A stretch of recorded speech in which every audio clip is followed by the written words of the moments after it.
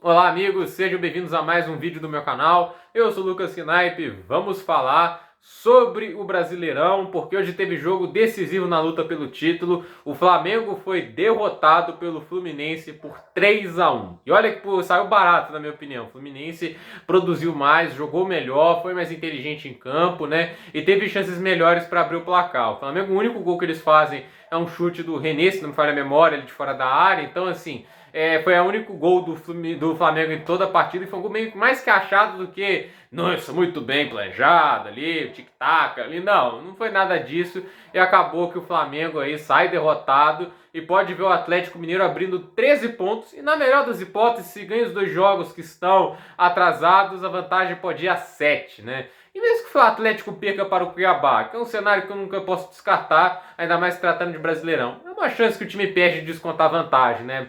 Quando você vence, você coloca pressão no adversário que está na frente, né? E o Flamengo hoje jogou uma de suas piores partidas em muito tempo, né? Você pode falar dos desfalques. O Renato Gaúcho falou que o nível caiu porque não tem um time todo titular. Mas não é como se o Flamengo fosse um catado sem o Arrascaeta, né? Sem o Gabigol, o Pedro, né? Tem bons jogadores ali, tem qualidade para você conseguir derrotar o Fluminense. E o time não jogou com inteligência, ele não conseguia se organizar no ataque, não criava boas jogadas. E o Fluminense, ele não é um futebol encantador. Não foi nessas últimas 2 temporadas, mas é um futebol que se baseia muito em explorar pontos fracos dos adversários. Ele não tem uma fórmula definida de jogar. Às vezes ele vai atacar mais, às vezes ele vai se defender mais, às vezes ele vai tentar jogar mais em velocidade. E a questão é se adaptar ao adversário. É o time camaleão. Esses times, eles podem funcionar muito bem quando tem um técnico de altíssimo nível, né? Quando tem um técnico inteligente, o caso do Marcão, mas que não é de altíssimo nível, essa fórmula vai ser regular. Em alguns momentos o Fluminense vai apanhar, em algumas vezes o Fluminense vai jogar muito bem, entende?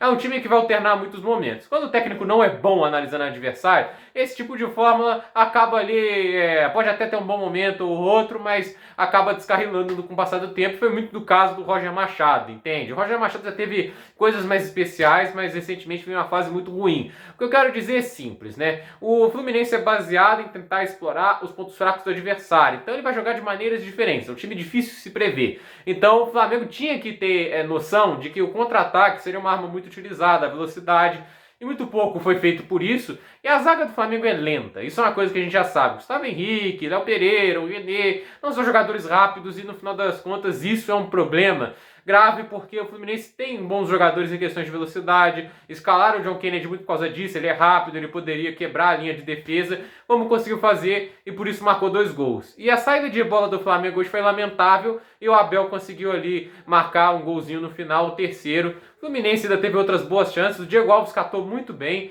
e no final termina 3-1 para o Tricolor, né? É uma situação complicada e o Renato Gaúcho tem mais pressão sobre sua cabeça, porque inevitavelmente ele é bem culpado pelo resultado, porque ele escalou mal, de novo poupando para o mata-mata. As pessoas podem até compreender, assim, algumas, né? Todas vão compreender isso, mas ele está abrindo mão de um título para o outro. Ele sabia que o jogo de hoje era perigoso, e sabia que o jogo de hoje era chave, né? Você pegava um time mais complicado com o Atlético Mineiro, jogava antes, né? Uma derrota poderia dar um gás extra ao Atlético, como deve dar. Então, assim, a situação complica um pouco mais para o Atlético. Se o Atlético vence amanhã, quais são as chances do Flamengo conseguir dar a volta por cima nesse Campeonato Brasileiro? Eu vou dizer, jogando esse futebol agora, isso não precisa nem ser um debate. Jogando esse futebolzinho mequetrefe aí, o Atlético é campeão. Ou Fortaleza fazendo uma recuperação milagrosa, mas não acredito que vai ter essa regularidade toda. Mas o que eu quero dizer é, no Atlético, ele pode ter os problemas que tem, às vezes ataca mal, às vezes perde o controle, mas pelo menos é mais regular. E eu acho que tá jogando o piso, né? O mínimo que eles estão jogando ainda tá acima do Flamengo. E o Flamengo, assim, é um time que, nas mãos do Renato, ele não consegue ter uma regularidade. A mentalidade é muito mais voltada para outras competições. Tem sempre esse conservadorismo do Renato de sempre privilegiar a competição em relação a outra, em vez de ir com tudo para as competições. O Cuca pode ter seus defeitos, mas foi com tudo para as competições. Tanto para a Copa do Brasil, com o Brasileirão, a Libertadores. Ele tentou ganhar todas. Não conseguiu a Libertadores? Ok. Mas ainda está com força total para a Copa do Brasil e para o Brasileirão. Ele não deixou o time todo depenado para enfrentar o Atlético Goianiense, por exemplo, né? Até ficou um pouco muito ruim pro Cuca, porque o único jogador que ele poupou para a Copa do Brasil foi o Jair. E acabou que o Tietê, que substituiu ele, jogou mal. Mas a questão é, ele ainda foi com uma força muito maior do que o Flamengo foi hoje, entende? Então, assim, é complicado pro Renato, ele vai sofrer mais críticas e principalmente por um motivo. O futebol do Flamengo está regredindo. Esse futebol não está crescendo e essa é uma coisa que preocupa não só em questão do Brasileirão, mas sim em questão de Libertadores. Por quê? E se o Palmeiras cresce até lá? O Palmeiras agora teve 2 boas atuações. O nosso querido Abel Ferreira, não, nosso querido não, porque eu não gosto dele, eu acho ele babaca, mas o Abel Ferreira, ele estava lembrando da existência do Scarpa, é um cara criativo, ele tem bom passe, ele é um jogador ali que, pese os altos e baixos, ele tem muita qualidade de visão de jogo, né? E assim, o time voltou a ficar mais dinâmico no ataque com a volta do Scarpa, né? E assim, se o time continuar crescendo, continuar evoluindo nesse Brasileirão e tem mais tempo para treinar que o Flamengo, ele pode se tornar perigoso para a final da Libertadores. Há pouco tempo todo mundo falava, Flamengo era favorito indiscutível. Agora é um pouco mais debatível, né? Entende? Você não fica com a convicção de que o Flamengo já vai ganhar, é só um milagre que salva o Palmeiras, entende? Que o futebol do Palmeiras não é lá essas coisas, né? Isso dá confiança até pro Palmeiras ter uma postura um pouco mais ousada. Então, é um problema, porque se continuar desse nível, jogar isso na final da Libertadores, ele pode perder o jogo, entende? Essa é a questão. Então, essas são as coisas que pesam na cabeça do torcedor do Flamengo e pesam no elenco. O elenco não vai ficar bem nesse sentido. A insegurança numa partida decisiva, ela é muito problemática. Você vai ter um desempenho pior quando você está pressionado, quando a cabeça não está no lugar. Então, isso é uma possibilidade real. Então, vamos ver como o Flamengo vai reagir com isso.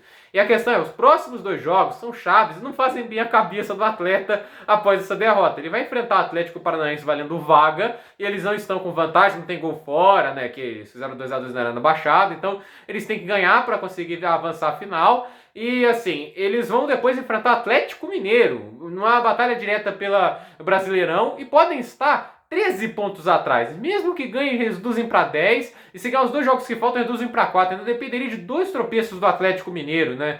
Isso levando em consideração que tem que ganhar tudo pela frente. Então, é uma situação que o Flamengo se coloca que é bem desconfortável. E aí o momento de pressão sobre o Renato cresce ainda mais. Não que haja também nomes muito melhores no mercado. Eu acredito que não haja um nome melhor no mercado. Mas o fato é que eu me lembro há um pouco tempo atrás, quando o Rui Vitória foi oferecido, né, técnico português, bicampeão da Primeira Liga com o Benfica, oferecido ao Flamengo, o Flamengo preferiu manter o Rogério Ceni, né? Se tivesse contratado o Rui Vitória naquela época, cara, eu acho que estaria em lençóis muito melhores, né? Ele tá lá no Spartak Moscou e ele fez esse time ganhar do Napoli. Então, basicamente, só pra você ter ideia, o Napoli, o líder do campeonato italiano, perdeu pro Spartak Moscou, treinado pelo Rui Vitória, e ele fez o Leicester suar muito. Então, assim, é um técnico muito bom que o Flamengo acabou recusando para manter o Ceni, para no final demiti-lo para contratar o Renato Gaúcho. Não é um técnico ruim, mas convenhamos, não é nada excepcional. Eu acho que muito dessa passagem pro Flamengo e a amostragem recente mostra disso. Gente, por esse vídeo é isso, dúvida nos comentários, deixe seu like, se inscreva no canal, compartilhe esse vídeo e até o próximo vídeo.